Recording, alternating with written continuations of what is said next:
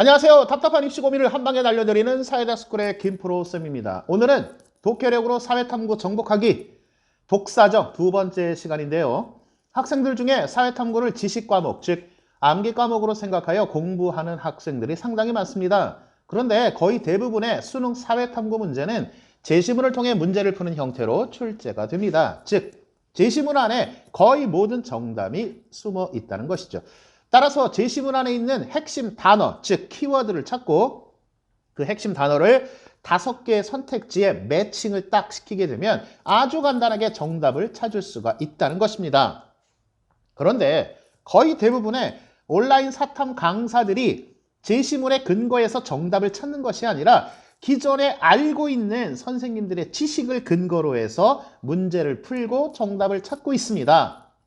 평가원이 제시문을 만들 때에는 다 이유가 있는 것이고 그 제시문 안에 모든 정답의 근거가 있는데 이걸 무시하고 이걸 간과하고 기존의 배경 지식에 근거해서 문제를 푼다는 것은 매우 비효율적인 공부 방법이 되는 것이죠. 심지어 온라인의 유명 강사들 중에서도 제시문에 근거한 문제풀이보다는 본인이 그 선생님들이 알고 있는 지식을 근거로 해서 문제풀이 강의를 하는 분들이 상당히 많이 있습니다. 자, 먼저 유명한 온라인 강사의 생활과 윤리 문제풀이 동영상을 보시고 그 다음에 제가 김프로가 똑같은 문제를 어떤 식으로 풀이를 하는지를 비교해 보시면 어떤 공부 방법이 사회탐구 공부하는 데 있어서 정답을 찾는 것에 있어서 더 효율적인지를 우리 학생 여러분들이 판단을 할 수가 있습니다. 자, 2022년 9월 모의평가 생활과 윤리 4번 문항 함께 보시죠. 4번. 다음을 주장한 사상가의 입장에서 사례 속 A에게 제시할 조언으로 가장 적절한 것은? 이라는 표현을 물어보고 있네. 공리 원리란 모든 행위에 관해 그것이 우리 행복을 증진하느냐 혹은 감소하느냐에 따라 좋다거나 나쁘다고 평가하는 원리이다. 쾌락과 고통은 강도, 지속성, 확실성 등을 기준으로 오직 양으로만 계산될 수 있다 그랬으니까 공리 원리 얘기하면서 양적 공리주의 얘기하니까 벤담이라는 거는 쉽게 찾을 수가 있어. 사례, 로봇급열자인 A는 인공지능 로봇 제작을 의뢰받았다. A는 인공지능 로봇이 사람을 대신하여 유용한 일을 할 수 있지만 범죄나 전쟁 등과 같은 유해한 일에 악용될 수 있기 때문에 이 로봇을 개발할지 고민하고 있다. 자, 그럼 벤담의 조언을 우리가 찾아보자고. 1번, 로봇 개발이 가져올 해악과 편익의 총합을 계산하여 결정하세요. 자, 해악과 편익의 총합이라고 하는 건 결국은 다시 말하면 손해와 이익을 계산하라는 거잖아. 이게 지금 공리주의에서 어디까지가 쾌락의 양이고 어디까지가 보통의 양인지를 상계, 그러니까 서로 더할 건 더하고 뺄 건 빼가지고 계산해서 합을 하는 거니까 빈담에서 잘 맞는 말이야. 정답률도 높았고. 2번, 로봇 개발이 산출할 타인의 이익에 가중치를 두고 결정하세요. 공리주의에서는 어떤 누구도 한 사람 이상으로 계산하지 않아, 즉 가중치를 두지 않는다고. 따라서 나의 이익이나 타인의 이익이나 어느 쪽에도 가중치를 두지 않거든. 모두를 한 사람으로 계산한단 말이에요. 그래서 타인의 이익의 가중치 이거를 지우고 한 사람 으로 계산.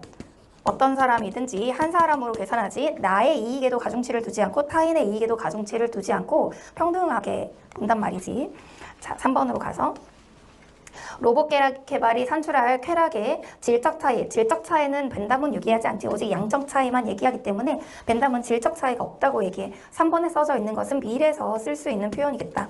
4번, 로봇 개발이 결과와 무관하게 선한 것인지 묻고. 사실 이미 여기서 잘못했지. 결과와 무관하게라는 표현을 쓸 수 없고 결과가 최대 다수의 최대 행복을 가져오는지를 봐야 되겠지. 따라서 결과와 무관하게를 지우고 벤담은 결과론이기 때문에 결과를 고려해서 최대 다수의 최대 행복을 가져오는 것인지 이렇게 봐야 돼. 자, 그 다음에 5번, 로봇 개발이 당신에게 가져올 이익만을이 아니지. 왜냐하면 벤담은 사익과 공익의 조화를 추구하는 학자로 결국은 최대 다수의 최대 행복을 극대화하는 결정을 해야 하는 학자야. 따라서 최대 다수의 최대 행복을 고려해야 되겠지. 최대 다수의 최대 행복 고려. 자, 땡땡땡 선생님의 온라인 해설 강의 잘 들으셨습니까? 자, 이제부터는 제가 직접 똑같은 문제를 갖고 어떤 식으로 풀이를 하는지를 한번 보시기 바랍니다. 그리고 여러분들께서 어떠한 문제풀이 방법, 어떠한 공부법이 더 효율적인지를 판단을 하시면 될 것 같습니다. 자, 문제를 먼저 한번 볼까요? 다음을 주장한 사상가 입장에서 자 여기 보세요. 사상가 입장, 사상가 알 필요 전혀 없습니다. 왜냐? 저는 지시문에 근거해서 그 다음에 선택지에 근거해서만 문제를 풀어보도록 하겠습니다. 자, 사례 속 A에게 제시할 조언으로 가장 적절한 것은 조언이라고 되어 있지만 제시문과 결국은 이 제시문과 그 다음에 선택지, 제시문과 선택지를 매칭을 시키면 되는 거죠. 아까도 제가 말씀을 드렸죠. 매칭을 시키게 되면 아주 간단하다. 이렇게 말씀을 드렸는데 제시문 한번 보겠습니다. 공리의 원리란 모든 행위에 관해 그것이 우리의 행복을 증진하느냐 혹은 감소하느냐 제시문의 키워드를 찾으라고 그랬죠. 공리의 원리란 자 공리 그 다음에 그것이 우리의 행복입니다. 그 다음에 증진 플러스가 되느냐 혹은 감소 마이너스가 되느냐 좋다거나 플러스 나쁘다 마이너스 평가는 원리다. 쾌락과 고통은 강도, 지속성, 확실성 등을 기준으로 해서 오직이라는 단어가 나와 있죠. 양으로만 계산될 수 있다. 이 부분이 아주 중요한 키워드가 되겠습니다. 그러니까 제시문에 있는 키워드는 공리주의를 얘기를 하는 건데 어떤 사상가 필요 없습니다. 알 필요 없습니다. 그냥 우리의 행복이라는 부분 내 행복도 아니고 너의 행복도 아니고 우리의 행복입니다. 그 다음에 우리의 행복을 증진, 플러스 하느냐 또는 감소, 마이너스 시키느냐 그 다음에 좋거나 또는 나쁘다고 평가하는 원리 그 다음에 오직 양 이 부분만 키워드를 알고 있으면 되겠죠. 사례 결국은 인공지능 로봇 제작 이 부분이 유용은 플러스로 하고요. 악용 마이너스 이렇게 기호로서 표현을 하면 표시를 해두게 되면 문제 푸는 데 있어서 훨씬 더 시간을 절약을 할 수가 있습니다. 선택지 한번 볼까요? 로봇 개발이 가져올 해악이니까 마이너스가 되겠고요. 편익, 이로움이 되니까 플러스가 되겠죠. 그것을 계산해서 결정을 하여라. 자, 1번 선택지를 보면 해로우냐 또는 우리에게 도움이 되느냐 마이너스가 되느냐 플러스가 되느냐 그것은 바로 어디에 나와 있습니까? 바로 이 부분에 이렇게 연결이 되어 있죠. 이렇게. 네. 제시문 자체에 공리주의라고 한다는 것 자체가 우리의 행복을 플러스 시키느냐 마이너스 시키느냐 즉 우리에게 해로움을 주느냐 아니면 이로움을 주느냐라는 부분이 제시문에 나와 있기 때문에 1번 선택지가 바로 정답이 되겠죠. 제시문에 그대로 나와 있잖아요. 있는 거를 이렇게 선택지와 함께 아까도 얘기했지만 매칭을 시키면 너무 간단하게 문제를 풀 수가 있습니다. 그런데 이게 더군다나 몇 점짜리? 3점짜리라는 거죠. 2번 선택지 볼까요? 로봇 개발이 산출할 타인의 이익 이렇게 되어 있습니다. 이익이라는 하는 부분은 맞는데 해로움이 되느냐 또는 이로움이 되느냐 이게 중요하다고 했는데 타인이라는 말이 나왔습니다. 그런데 여기를 보세요. 제시문에 우리의 행복이라는 부분이 나왔습니다. 우리의 행복 따라서 요 우리의 행복이기 때문에 이 부분 네 우리의 행복인데 선택지 2번은 타인의 행복. 타인은 너죠, 너. 나와 너가 합쳐져서 우리가 되는데 너가 아니라 너의 이익이니까 제시문에서 말한 우리의 행복과 매칭이 안 되죠. 그래서 2번은 틀린 거가 되겠고요. 3번 선택지.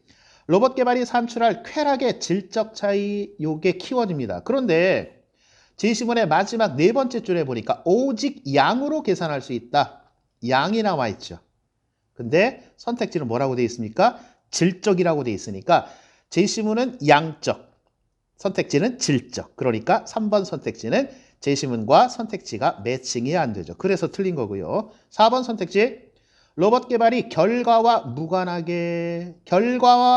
그런데 제시문을 보면 그것이 우리의 행복을 플러스하느냐 마이너스 시키느냐 결과적으로 우리의 행복을 플러스냐 마이너스냐 결과가 상당히 주관합니다. 그 결과에 따라서 우리의 행복을 플러스 증진시키면 좋은 거고 감소시키면 나쁜 거라고 제시문 첫째 줄, 둘째 줄에 나와 있잖아요. 그래서 이 부분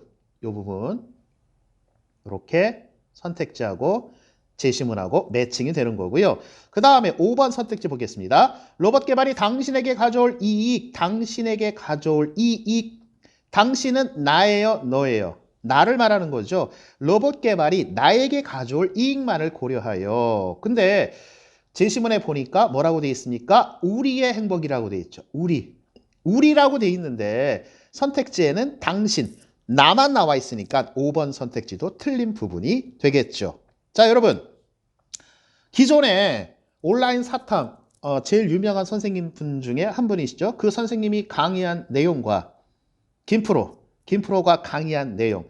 저는 어떠한 지식을 통하지 않고 오직 제시문과 선택지에 나와 있는 내용만 갖고 키워드만 갖고 제시문에 철저히 근거해서 문제를 풀었습니다. 선택은 여러분들이 하시면 될 것 같습니다. 중요한 것은요. 평가원에서 문제를 출제할 때 제시문이 나오는데 그 제시문 안에 키워드가 숨어 있고 그 키워드를 어디로? 지금 말한 이 부분. 여기 이 선택지, 5개의 선택지와 그 다음에 제시문에 있는 부분과 서로 뭐를 시켜라? 매칭을 시키기만 하면 아주 간단하게 문제를 풀 수가 있다. 제가 문제풀이를 위해서 이렇게 해설을 조금 길게 한 거고요. 실전에서는 여러분들이 제시문만 딱 보고 제시문의 키워드와 선택지에 있는 키워드를 매칭을 시키게 되면 4번 같은 문제 같은 경우에는 단 30초 만에 금방 정답을 찾을 수가 있습니다. 자, 이상 2022년 9월 모의평가 생활과 윤리 4번 문항에 대한 독사정 2번째 시간을 마치도록 하겠습니다. 고맙습니다.